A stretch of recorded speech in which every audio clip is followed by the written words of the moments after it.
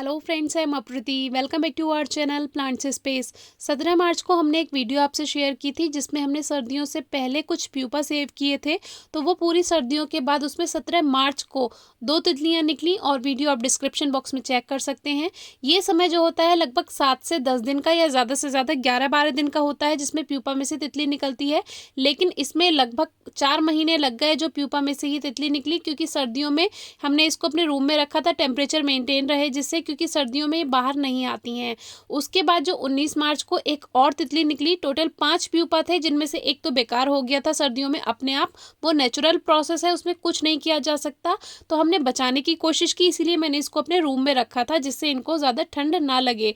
लेकिन फिर जैसे जैसे फरवरी मार्च का समय आया, मैंने इसको नॉर्मल टेम्परेचर में रख दिया और फिर 17 मार्च को 2 तितलियाँ निकली और फिर 19 मार्च को ये तीसरी तितली निकली और इनमें से एक प्यूपा खराब हो गया। उसके बाद एक और प्यूपा बचा था।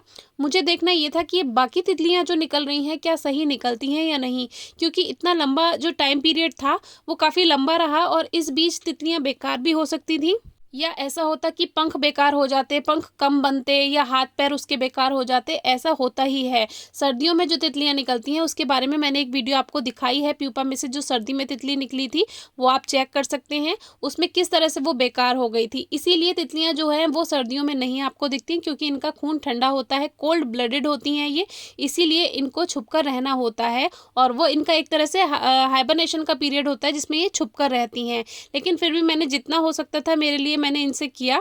तो उस वीडियो में हमने 4 प्यूपा बताए थे, लेकिन एक प्यूपा नीचे की तरफ गिरा हुआ था, तो टोटल 5 थे। ये एक बेकार हो गया, 4 बिल्कुल सही प्यूपा थे, उनमें बिल्कुल खराबी नहीं थी। प्यूपा जब खराब होता है तो वो काला पड़ जाता है, लेकिन ये चारों एकदम सही थे। तो अभी इसमें एक प्यूपा और रह गया, देखते हैं उसकी तितली कैसे निकलती है। तो 29 मार्च को जो इसमें से तितली निकली वो भी बिल्कुल सही निकली और मुझे इतनी ज़्यादा खुशी हुई कि मैंने कभी इतना लंबा टाइम इनको सेव नहीं किया है किसी भी प्यूपा को, क्योंकि तितली का जो टोटल टाइम पीरियड होता है अंडे से लेकर तितली बनने तक का वो लगभग 30 से 35 दिन का होता है। और उस बीच तितली को हम रिलीज कर देते हैं, वो उड़ जाती है। और अब तक लगभग हम 160 के करीब टोटल तितलियां अभी तक मैं रिलीज कर चुकी हूँ। बहुत अच्छा लगता है, बहुत अच्छी फीलिंग है। आप भी सेव कीजिए।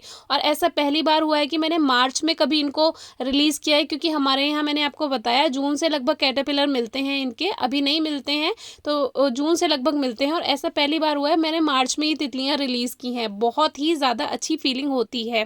तो इससे आपको मैंने लास्ट वीडियो में भी बताया था, बहुत कुछ सीखने के लिए मिलता है।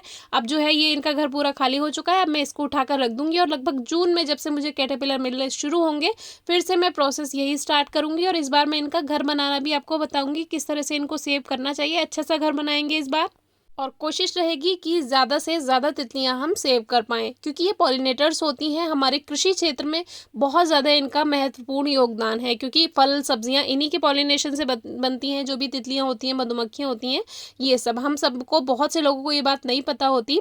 तो आपको इससे एक चीज़ और सीखने को मिलती है। मैंने लास्ट वीडियो में बताया था कि जो प्रोसेस इनकी 7 से 10 दिन में होनी थी, वो पूरी प्रोसेस होने में इन्होंने 4 महीने का समय ले लिया।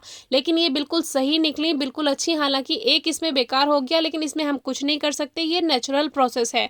मैंने इनको अपने रूम में रखा जिससे इनको बाहर की ठंडी हवा से बचाया जा सके। जितना कोशिश कर सकते थे उतना किया। 1% होप थी कि हाँ इनमें से निकलेगी। वैसे इतना लंबा टाइम हो गया था, ऐसा लगता था। अब आप में से बहुत सारे व्यूअर्स कमेंट करते हैं कि 10 दिन हो गए हैं, 15 दिन हो गए हैं। अब आप मुझे ही देख लीजिए कितना समय मैंने इनका वेट किया। हालांकि मेरा इसमें कोई योगदान नहीं है जो मैंने इनको बचाया, क्योंकि मैंने कुछ भी नहीं किया। मैंने सिर्फ इनका बॉक्स उठाकर अपने रूम में रखा था और फिर जब मौसम सही आ गया, लगभग फरवरी का समय आ गया, मैंने इसको उठाकर अपने रूम के बाहर ऐसे ही नॉर्मल घर में ऐसे ही रख दिया था। और फिर वेट करती रही। मैं रोज देख लेती थी एक बार, क्योंकि देखना ज़रूरी है। अगर इसमें से तितली निकली हैं और वो उड़ी नहीं, फिर वो मर सकती हैं। तो इस बात का ध्यान रखिए। तो लाइफ में कभी भी डीमोटिवेट हो तो ये बात ज़रूर ध्यान रखना कि जो काम 7 से 10 दिन में होना था वो 4 महीने बाद हुआ, लेकिन वो काम हुआ। और एक लाइन आजकल और पढ़ रही हूँ मैं, आप कहोगे ज़्यादा ज्ञान दे रहे हैं, लेकिन पढ़ी है मैंने कहीं कि जिसको राजा बनना होता है ना, वो 14 वर्ष के वनवास के बाद भी बनता राजा ही है। तो ऊपर वाले पे विश्वास रखिए, अपने कर्मों पे विश्वास रखिए, अच्छे अच्छे काम कीजिए। और प्लांट्स और नेचर के बारे में कोई क्वेरी हो तो ज़रूर पूछिएगा। Thank you.